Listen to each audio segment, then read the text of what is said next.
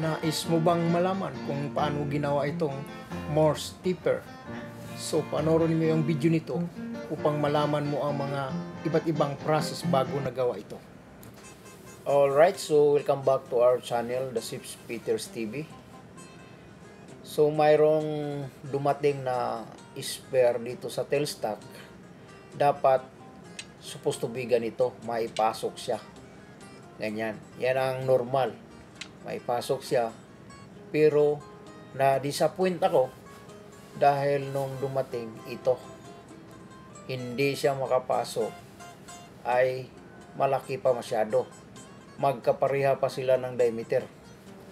So hindi na magagamit ito kung ito tutuloy ko. So since na hindi na magbigay ang opisina, ay gagawa tayo ng paraan kung paano ko to i-reshape na ang sukat nito ay tapered ito na may 2 degrees angle. So i-reshape natin to dito sa lathe machine upang maikabit natin sa tailstock niya, at the same time ito ay ginagamit sa drill shank. So since na itong bakal na to ay hindi siya pwede dahil malaki, dapat ganito kalaki dan ganito para ito maipasok dito. At dahil ito ay napakatigas, ito hindi kakayanin sa tool bit, kasi kung ipipirsa mo dito sa tool bit na ito, ituturno mo, ay masisira ang tool bit mo. So kung sakaling i-direct nyo ito sa tuturno, dahil napakatigas ito, lahat ng tool bit nyo ay masisira. Dahil sa tigas na yon, nung una ito dumating, kinating nila, at yan, dapat supposed to be ganito. Yung una, kinating nila, ganyan. Ngayon, dinirect nila sa pagturno doon sa lathe machine. So ano ang nangyari? Halos naubos ang tool bit sa nasira. Halos lahat ng carbide tips ay nasira. Hindi nila napansin na itong bakal na to ay napakatigas. So ngayon gagawin ko nga kamukha nito. So unang-una ang gagawin natin dito ay tempering process. So ano ba ang tinatawag na tempering process? So tempering process is a heat treatment technique applied to ferrous alloys such as steel or cast iron to achieve a greater toughness by decreasing the hardness of the alloy. The reduction in the hardness is usually accompanied by an increase in ductility, thereby decreasing the brittleness of the metal. So ito na. Ang bakal na to ay napakatigas. So kung i-direct mo doon sa lathe machine, masisira lang yung talim dahil napakatigas ito. Nakikita nyo naman yung unang ginawa nila, hindi sila nag-tempering process. So halos lahat ng carbide nasisira. So ngayon, ang gagawin naman natin ay apply tayo ng tempering process. Sa bakal na ito ay napakatigas. So dinirect nila, sinalang sa torno. Ang nangyari, nasisira yung talim. Oo, nasisira. Dahil napakatigas. Itong holder na to ay dapat ipapasok dito. Kaso nga lang malaki ito. So gagamit tayo ng acetylene. Ito, hihitingin natin to para sa tempering process. Babagahin natin siya. Then hayaan natin siya na babagahin siya dito. At hayaan natin siya na lumamig sa pamagitan ng natural air. So maybe 2 to 3 hours hanggang mag-cool down na siya, saka natin iturno ito para makuha natin yung forma na may angle siya na 2 degrees na tapered ito. Parang ito at saka itong sa barina ay magagamit natin. Dahil sa ngayon, hindi ako makagamit sa barina dahil wala akong adaptor. So, may dumating na adaptor, malaki naman. So, hindi pa rin siya magagamit. Kaya, ngayon, wala na akong ibang choice. Di i-reshipping ko to. Ito po ang channel ng Sips PTR TV. Ako po ay pusong nagpapasalamat kung maklik ninyo ang subscribe button sa baba upang magagamit ko. Ito na ay umpisa na akong magbawas. Pagkatapos ko na tempering siya, so bumaba na yung hardness niya, kaya natabla na siya sa talim ng tool bit. So ayan, nakikita nyo naman ay nagumpisa na akong nagbawas, halos matatapos na. Pero umalalay pa rin ako sa cutting oil. Kailangan alalayan mo ng cutting oil. Kasi pag hindi mo siya alalayan ng cutting oil, ang ating talim ay madaling mapurol. So, kailangan natin ng cooling na cutting oil. Hindi ko na ginagamit itong automatic feeding na cooling. Ang ginawa ko, nilagay ko na lang yung cutting oil sa isang bote at paminsan-minsan ko binusan yung talim at saka yung body na tinuturno ko. So, ngayon, malapit na akong matapos. Sinusukat ko na lang yung tamang outside diameter niya upang matatapos na. At ang gagawin ko nito, pag natapos na, ay puputulin ko itong dulo dahil hindi ko naman ito magagamit. At pagkatapos, makuha ko na yung tamang sukat, then lagyan ko siya ng stopper sa dulo dahil ang tailstock na to ay mayroon siyang parang round bar na sa loob para sa stopper, just in case na umikot man yung adapter natin ay magkakalang yung parang round shaft dun sa loob ng tailstock. So, pagkatapos nito, kakatingin ko, bawasan ko ng kunti para lang mayroon tayong stopper doon sa pinakaloob. Then, pagkatapos na kuha ko na lahat, pwede na siyang gamitin. So, ibabalik natin yung kanyang hardness. So, unang-una, ang gagawin natin ay magkaroon tayo ng hardening process at pagkatapos na hardening na siya, so i-temper na naman natin siya upang medyo flexibility siya. Kasi kung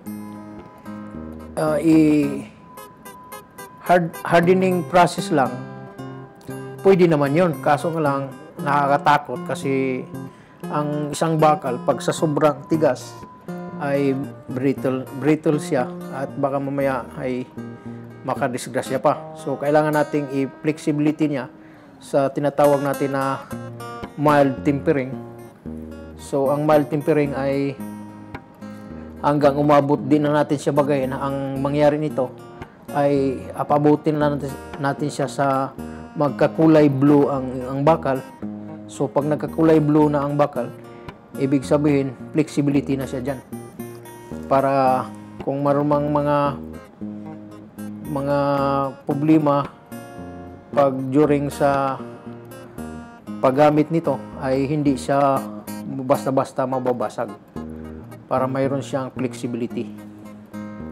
Ngayon, natapos ko na. Ayan na, ang final na kuha natin, yan sa tinuturo ko, pagkatingin ko yan. Kasi itong dulo, hindi na magagamit yan.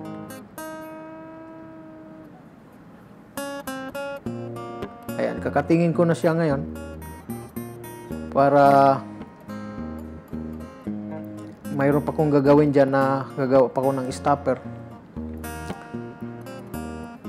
At magtanong kayo kung bakit ako magagawa pa ng stopper sa dulo. At ipapakita ko sa inyo ang nasa loob niyan ng tailstock kung bakit ko nilagyan ng slot itong aking ginawa. Para maintindihan nyo kung bakit ko ginagawa nilagyan ng slot ang dulo. Para just in case na magbarina ako, kung umiikot siya, mag-i-stop siya doon sa slot. So, papakita ko sa inyo yan. Kakatingin ko muna ito. At pagkatapos, ay gagawa ako ng slots. So, ang pagkakating nito ay huwag niyong kukontrahin. Dandahan lang. Total, mayroon naman siyang guide dahil minarkahan ko sa toolbit kung saan siya putulin para ito'y maging straight. So, kinakating ko lang dito ng grinder para mabilis. Kasi kung kakating ko ng toolbit, matagal. So, ayan, mas mabilis itong grinder. Then, pagkatapos, ipasadaan ko ng torno, ipantay ko na lang. At, yun, gagawa natin ng slot yung pinakadulo niya.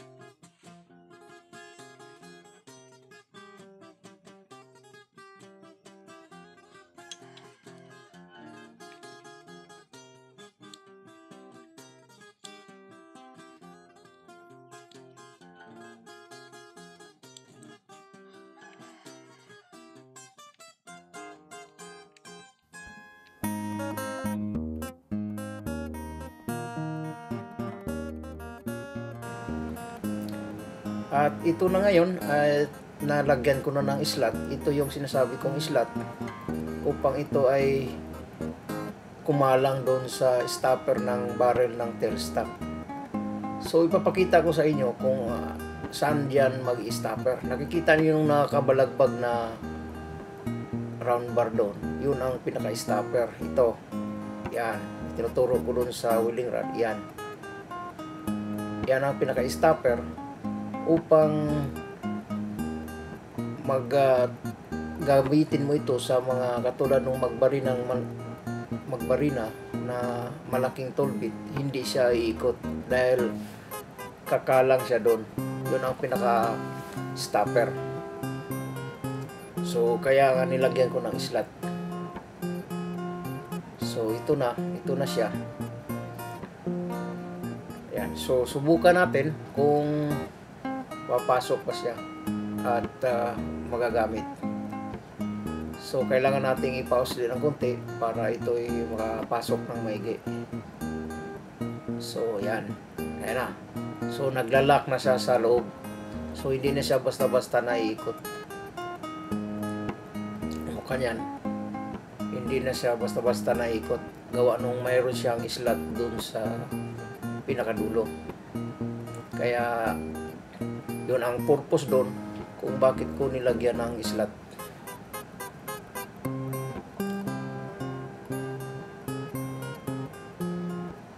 So, ayan na.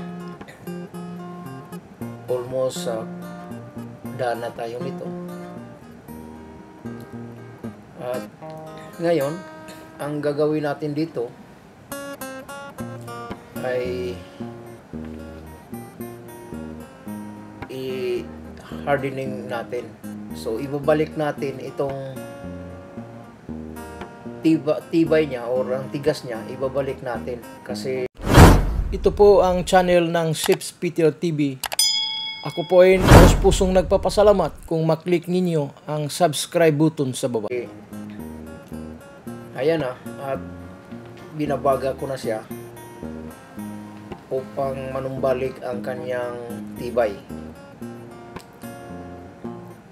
Kailangang gumamit kayo ng acetylene dahil dito sa barko wala naman tayong special oven na pang hardening. So kailangan natin gumamit ng acetylene.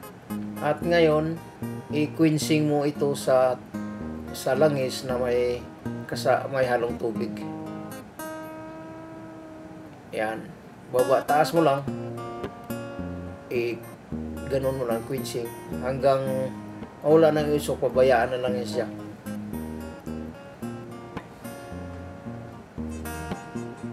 Ayan na. Ang bakal na to ay bumalik na ang pagkatibay niya. Yan, medyo may init pa. Kahit itong kikil na to, igalusan natin kikil. Wala, dumudulas na yung kikil. So, ibig sabihin, nanumbalik yung ano niya. At ngayon, itong process na to, ito yung tinatawag ko na mild tempering. So, ang gagawin ko nito, ibabalik ko siya sa kulay blue. So, ihitingin ko siya ng konti. Pag nagka-blue na yung kulay niya, ay hanggang doon na lang tayo. Ang purpose nito, yan, nagka-blue na. Ang purpose nito, upang mayroon siyang flexibility. So, para maiwasan, halimbawa, mayroon kang katulad nung magbarina kayo, siyempre, ang malaking barina ang gagamitin. So, nasa mga heavy load na yan. Pag hindi mo i-temper to, mag-vibrator to o mababasag. So, maaring madisgrasya ang operator ng litmasin dahil sa sobrang tibay. So, ang bakal, pag sa sobrang tibay, nababasag yan. So, pag na-stress yung isang bakal na matigas, ay nag-vibrator. So, ano yan, masisira. So, maari ang mga tilamsik yan, maaring tamaan ka. Kaya, gagawa natin ng tinatawag na tempering para medyo mayroon siyang flexibility. Yung ginagawa ko na yan, pinakulay blue ko yung body niya. Pagkatapos niyan, hayaan ko siya ng mga ilang oras hanggang lumamig. So, ibig sabihin, nakuha na natin flexibility ng bakal. So, ayan, tapos na ako. So, hayaan ko na lang siyang lumamig, kusa, para mamaya, pag medyo malamig na, ay subukan natin isa lang sa litmasin at isusubok. Ngayon, pagkatapos ng lumamig, ay subukan na natin kung talaga bang maganda ang kanyang holding niya doon sa loob. Ngayon, subukan ko siya sa isang workpiece, isang holder siya habang umiikot kung nakaka-hold ba siya, hindi ba siya naikot. So usually ang naikot nito yung pinakadulo lang dahil may bearing yan. So ang ibig sabihin ko na umikot yung pinakapuno niya doon sa siyang adapter natin. Ayan, nilagay ko sa high speed kung naikot ba. Hindi. So, ang naikot lang yung dulo. Normal yan dahil may bearing yan sa dulo. So, ibig sabihin, okay tayo nito sa workpiece holder. Okay siya. So, ang susunod ko na namang itatry nito, ang drill shock. Yung sa ng barina. Kung itatry kong mag-ibarina kung obra siya. So, ngayon, ito na ang nailagay ko na yung siyang adapter sa barina. Subukan ko magbarina kung hindi ba rin siya nag-ikot. So, kamukha nung sinawag, ipalabas mo siya. Ayan.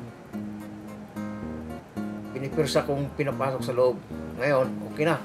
So, i-try natin kung nakakabarina ba siya na hindi naikot yung siyang adapter natin.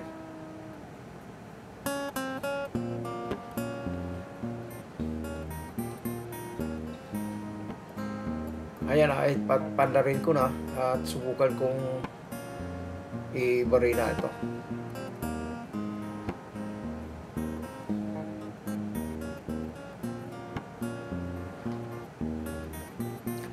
So ayan na, nakakapagbarina na tayo. So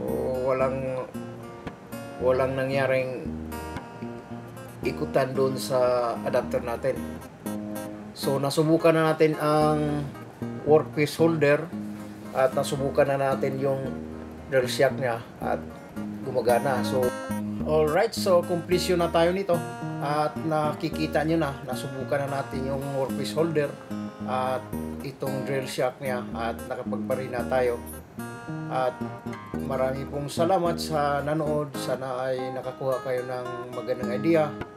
At kung ano man ang mayroon pang mga i-rectify dyan o i-upgrade, kayo na ang bahalang magdagdag kung ano ang gusto nyo. So marami pong salamat at mabuhay kayo dyan at mag-iingat kayo palagi sa iyong katawan. Happy sealing!